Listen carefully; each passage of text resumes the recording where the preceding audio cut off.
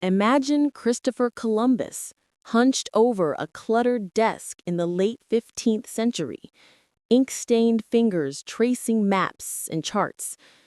Beside him, a curious book lies open, not Marco Polo, but The Travels of Sir John Mandeville, a book that promised the world, yet delivered monsters, fountains of youth, and dog-headed men.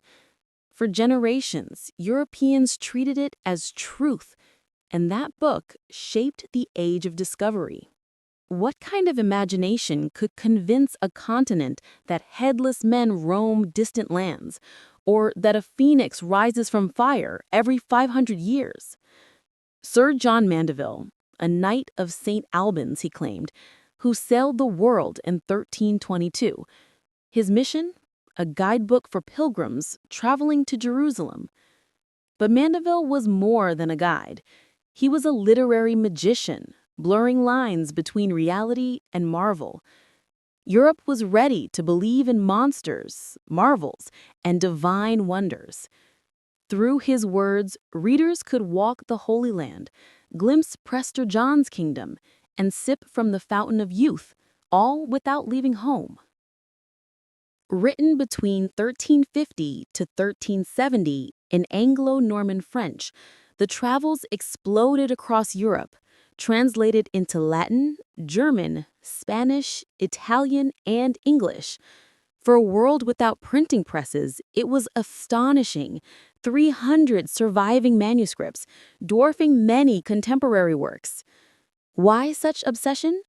Pilgrimage to Jerusalem was perilous, expensive, nearly impossible.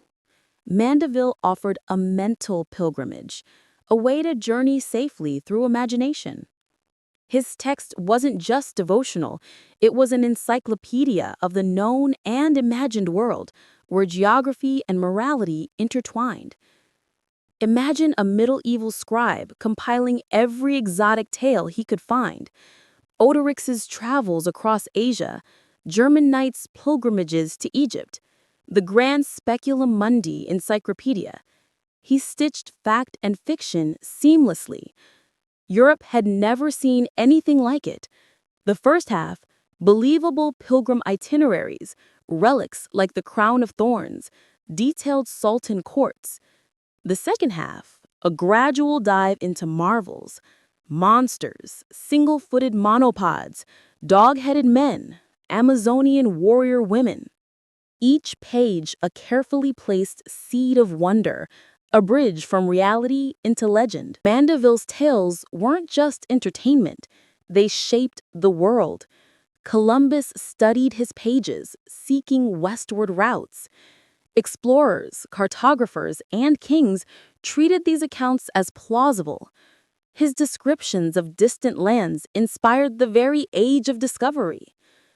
Through a child's mind, a scholar's pen, or an explorer's dream, these imagined lands became real in ambition and action. Monsters weren't mere spectacle, they were lessons. Dog-headed men reminded readers not to judge God's creations. The phoenix symbolized resurrection and faith. Amazonian warriors and vegetable lambs blended morality, curiosity, and imagination. Mandeville taught medieval Europe that diversity, wonder, and divine creativity were inseparable, a worldview as emotional as it was fantastical. Of course, Sir John Mandeville never existed. Records show no knight traveled thus. He was a literary persona, a genius compiler, a phantom guiding imaginations. And yet, his influence never truly faded.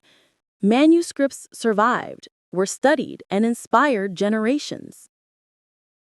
Today, Mandeville is a window into the European imagination, revealing a world where fact, fiction, and morality intertwined.